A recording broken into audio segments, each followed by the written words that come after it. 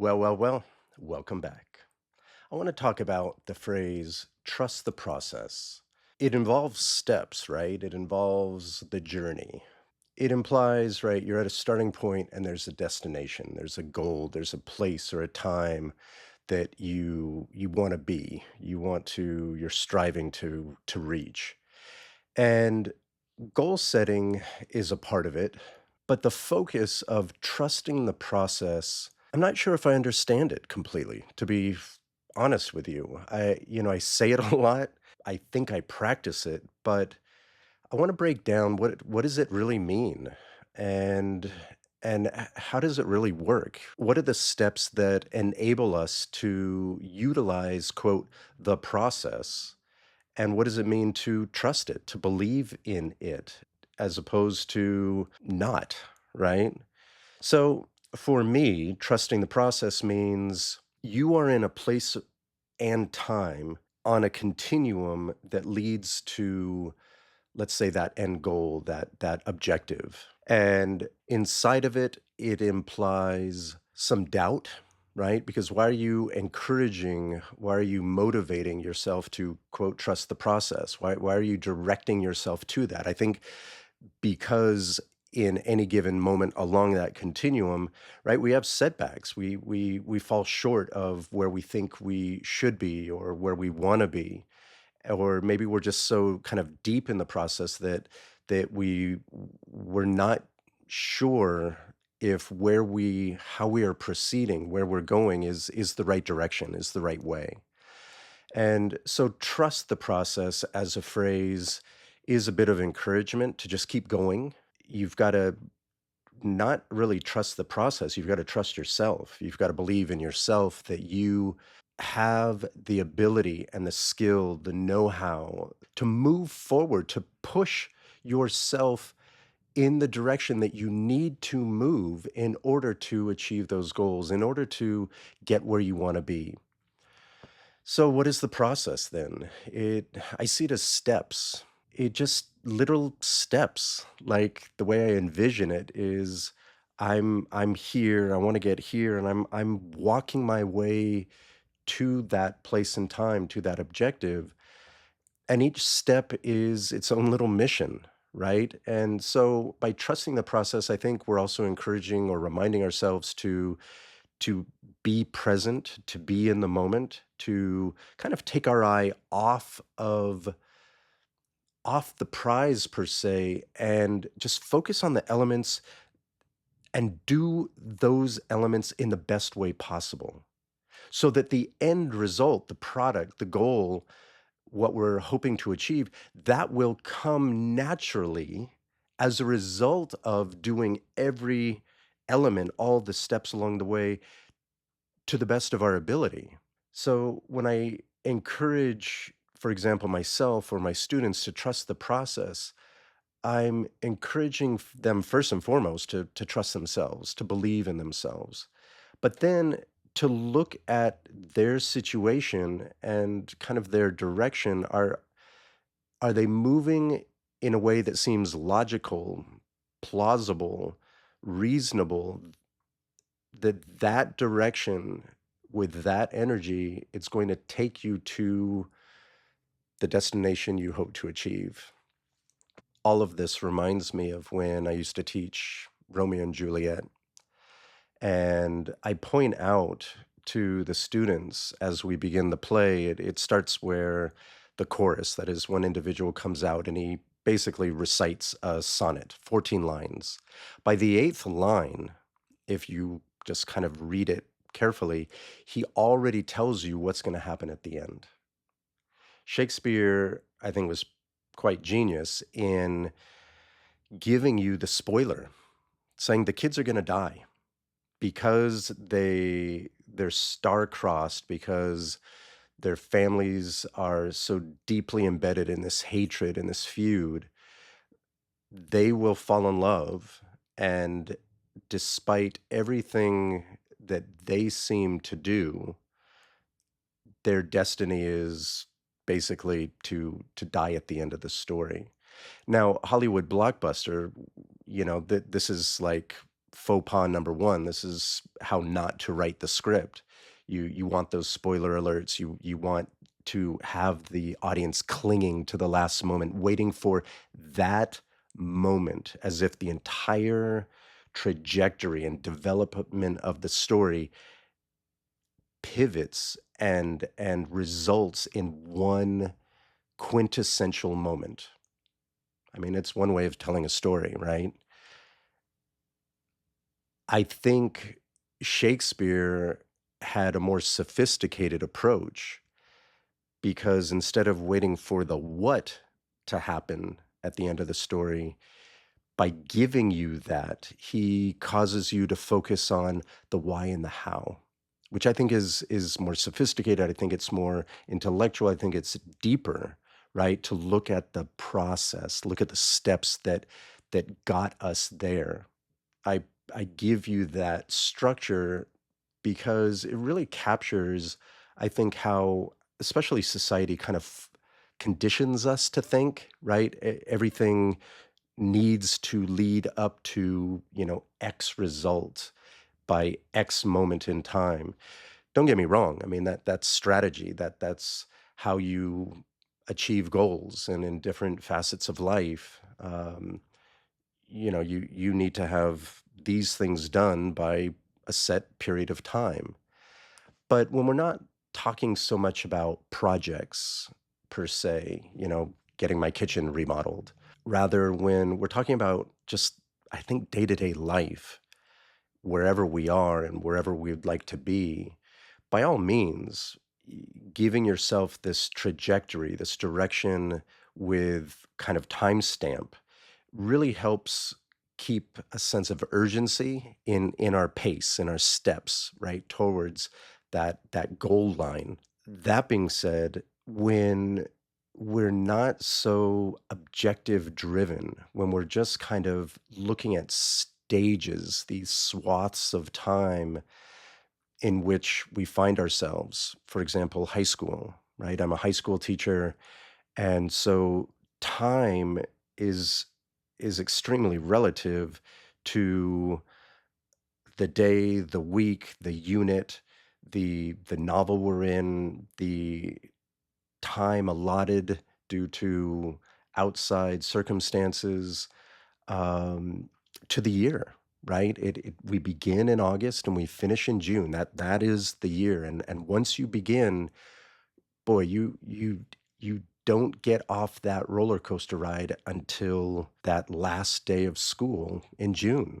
So it is a process that over a period of 4 years for the traditional student who comes in as a freshman and then graduates, finishes high school, as a senior 4 years later, there's a lot to be said about trusting the process because I think and I feel I'm right in there with them, in the trenches with them, with my students. You know, it's the goal isn't just to pass the test, right? It's not to get a passing grade in the class. For some kids, maybe it is, but I think there's a greater goal. There's a greater kind of vision in taking any one class, experiencing that year for to the best of your ability. And so I have seniors. They're about to graduate, a week to go. And this idea of, I need to have my life figured out, it's terrible, right? It's just I had the same pressures on me, what, 40 years ago? Um, so what are you gonna do? What do ho it's like that question, what are you gonna do? How are you gonna make money? What kind of person are you gonna become? What what job are you going to jump into? What's your career plan? Some kids have some inklings to that. Other kids are like, "I'm going to be an electro engineer and work on X and do Y," and it's very technical, although Ask them 5 years from now, ask them 10 years from now, and they're like, "Well, I was doing that, and now, I'm doing this." I mean, that's how life works, right? So even the more, uh, I guess, structured individual that has a plan, you don't understand how life works yet, right? We're constantly getting sidetracked with alternative options and pathways and forks in the road where we get to choose, that one looks pretty enticing, didn't expect that, but i'll i'll I'll meander down that path and see what happens. All of that consists of the process, right? Our whole life is a process. It implies the process itself. That term, for me, it implies growth in its potential, right?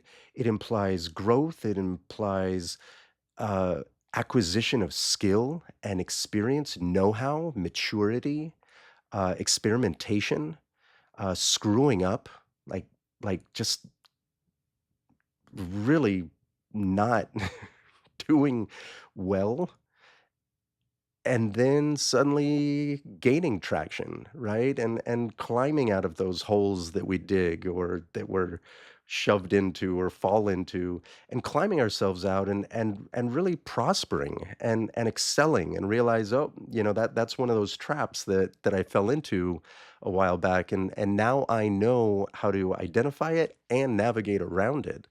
Right? I think all of that, the word discovery comes to mind.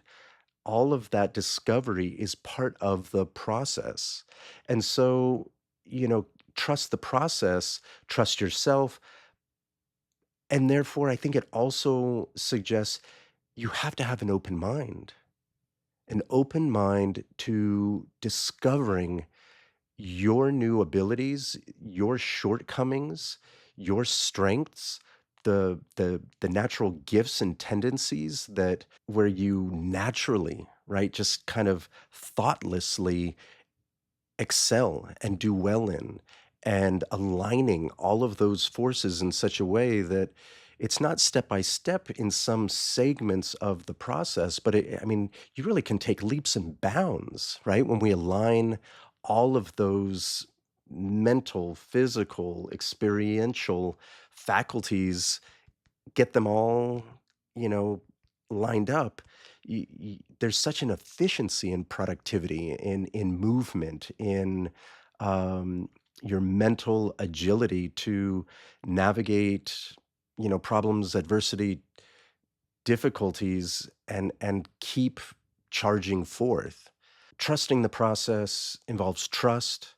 It involves an open mindedness to be willing to take risk, to explore, to experiment. I think it also involves a curiosity, right? A wonderment of what if, why let's try that. Let's peek down and peer down and let's let's take some steps down that other path and see where it leads, see what might become of it, see how it might actually turn out to really benefit our greater process. I think all of those components are part of the process. So, what is the process at the end of the day? Is a question that takes asks us to take our eyes off of that destination that we think is the destination, and realize that where we are in the continuum, in that place and time, is where we need to be, and to really fulfill that moment's potential by giving it our best, by focusing as much as possible, by considering the the options, and then with confidence and trust in ourselves, choosing, making a choice, because that's what enables us to continue moving forward. And I think that's key to the process itself. is there's a momentum, there's a motion, even though we're kind of in our minds going through slow motion, looking at the step itself. Am I doing this as well as I can? And if so, that in itself is what pushes us forward, right? I've achieved that moment. I've achieved that task, that step, and that is what in itself propels us forward and again and again and again. And that's day-to-day life, right? That's day-to-day growth. Like I always say, right? In order to really live, you need to grow. And in order to grow, you need to learn. And in order to learn, you need to be aware and to have that desire to be better, to learn more, to acquire skills and knowledge, which is the application of experience, right? That's wisdom. And all of that combined is what gives us really I'm smiling. It all of that gives us the smile on our face. Like we're doing well. We're doing our best. We might not know what awaits us, what that destination is, but what we're doing is good for us. We're not hurting anybody along the way. If anything, we're benefiting others, right? As we move ourselves forward, I think that is all encompassed in quote the process, right? So when we're trusting it, when we are believing in that, we essentially are believing in ourselves and the ideas that we want to turn into reality. That magic, that transformation of idea to reality is part of that process, is part of the achievement of those end goals, those destinations. And that's exciting. And some of this process might, for me as a teacher again, might be the full year, might be having a student as a freshman and then having them as a senior and really looking at that full circle and being so excited at their growth, at their maturity, at their skills. Um, that's part of my process, right? Is did I help in some way? Did I help in some way? Did I contribute in a positive way to these kids' lives? By saying something, by teaching something, by sharing something, and it was exactly what they needed to hear in that moment, and that provided them with the incentive, the push, the fuel, the motivation to continue down their paths. I think in a very kind of noble way, that is in part what, for me, is one of the greatest rewards of teaching. As trite or cliche as it might sound, boy, when you help other people, it is a reward like no other. It is absolutely soul fulfilling. It's nourishing. And to have that opportunity is part of my process, right? As I continue growing and hopefully bringing others with me as we all move forward and moving forward collectively despite our individual paths, right? Because I think of my seniors right now, I always save their certain essays that they write from the beginning to the middle and to the end. And I return that back to them at this point, right? A week before they graduate. And they're, even when I announce it, there's like groans. They're groaning. I'm like, why are you groaning? Like, what are you expecting? You wrote these pieces, and now you get to see, where you were, uh, technically as a writer, personally as a thinker, and what you believe to be true back then, right? Back then, what 8 months ago? It's like a blink in time, but especially for high school, I think it's like dog years. It everything is exaggerated, everything is extended, everything is more dramatic, right? In its highs and its lows. I think because in part they're experiencing all of these things sometimes for the first time. So the learning curve is a bit, more harsh, but they're also in a stage of their lives where they're becoming aware of themselves and seeing beyond just themselves as a member of a greater community, society, even.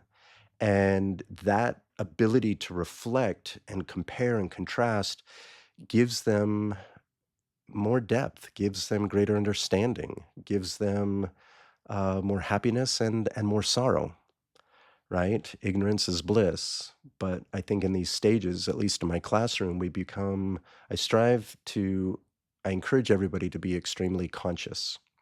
And that is aware of where they are and where they're going to the best of our ability. So as all of my seniors are leaving, some have very specific next steps, right? I'm going to that university, I'm going to that one, I'm going over here, I'm going to try this. And it's you feel the anxiety because they don't want to screw it up, right? And again, the conditioning of society kind of tells you like you need to have your stuff figured out. Like tell them to go away. Like I'm a grown adult and I have some things figured out, but a lot of things I'm figuring out, right? I'm in. We're always in a process. I'm figuring things out along the way. And so if you are listening and wherever you are, you don't have to have, quote, it figured out. I think that's where we need to take our eye off of what we think is the prize and refocus our attention, our energy, our perspective to a more present state, right? That is the prize. What's that corny thing? Um, Today is a gift. That's why they call it the present, something like that. I think that was Kung Fu Panda. But it's true. The moment is precious. And so being comfortable with yourself to the level where you can believe that you've got it. Like it's okay to do what you're doing. That is essential to the overriding success. And again, the forward movement towards something bigger, different, greater, however you want to define it, right? Those kind of visionary goals. And so, yeah, I think the prize is less about in 2 years I want to be over there. That's fine. You can have your eye looking at the horizon, but your feet need to be grounded, right, on the floor. And it's your feet, it's your day in, day out activity, those steps along this continuum. That's what's going to get you to that place on the horizon. That's what's going to turn that vision into reality, into substance. And there's going to be so many paths and alternative possibilities or routes to getting there. And in fact, what you saw on the horizon, it might have turned out to be a mirage. Maybe it was never there. Maybe it was just kind of a dream that was best left as a dream. And what you have substantially in your here and now, that is the goal, and you've achieved that already. So it's a lot of perspective building and reflection and gratitude. Gratitude is so important because it helps us look back on what we have done, where we were, and relative to that, we can see who we've become and how much we've grown, how much we've acquired in terms of experience and what we were able to do with that. And we can chalk that up to, right, wisdom, right? We're building that. And so when I return these essays to the kids, right, it gets kind of loud and then it gets really quiet. And they comment on everything, their penmanship, the all the little things that have kind of adjusted and are now different, right? And going back to another episode, you just need that one buoy in the ocean to gain perspective. And so these essays are kind of different buoys that allow them to reflect on that's where I was at that point in time. And again, it wasn't that long ago, right? And yet we've grown so much. And then to have the gratitude of, wow, I this is who I've become, and take that in our present and then look forward, right? With new goals and new trajectory and vision. God, that's exciting. That's really exciting. So, what is the process? It's a belief in yourself, it's a creativity, it's an open-mindedness, it's vision, it's discovery, it's curiosity, it's reflection and gratitude. God, what a bundle, right? What a bundle of concepts and feelings and experience and awareness. And it becomes, it's all comprehensive, right? It does add up. Even when we feel that we fell short, even when we have down days, or just days where there is no movement, unsuccessful moments or experiences, you never fail. You never fail as long as you learn from the experience. You never fail. You can remove that concept from your mind, from your heart, from your soul. You never fail as long as you can then stop and look back and, why did that happen? Right? Looking at the process, not the end product. We are not prisoners of our past, right? It is, they are memories. If anything, they're just memories that remind us of how we can do things, continue to do things well, and avoid shortcomings and obstacles and traps. That's what wisdom is. It's experience applied. So failure, you can completely get rid of that from your vocabulary once you realize that despite shortcoming, despite screwing something up, messing up, as long as we stop and take a look back and look at the process that led us to that pitfall, that, falling short of whatever we hope to have achieved, and we make sense of that process, now we take that wisdom and apply it as we move forward. That's not failure. That's growth. That is learning. That is building character and understanding of yourself and the world in which you live. And that's exciting. So maybe that's what the process is just a bundle of excitement in potential. In any given moment, we are, I want to say, we are where we are. And if you don't like where you are, then move. Then get up and get going. You get to choose the direction. And if you like where you are, embrace it, love it. I mean, bathe in it and see, maybe acknowledge that our great moments, just like our down moments, our miserable moments, the positive ones and the negative ones, they're all temporary. When we're in the great moments, we celebrate. When we're in the difficult ones, we struggle. And that's where we learn that adversity is the only place where we will grow. We don't grow during, celebration. We're celebrating. We are literally in the moment and just ecstatic for that moment. And then we get back to the grind. We get back to the challenges. We get back to the momentum, or building the momentum that carries us towards, our next stop, our next stage, the next place, wherever we want that to be. And sometimes wherever, despite wanting it to be one thing, wherever it becomes. So a lot of deep thought, I guess, but I think that is necessary in understanding what the process is and how we work it, and how it works us.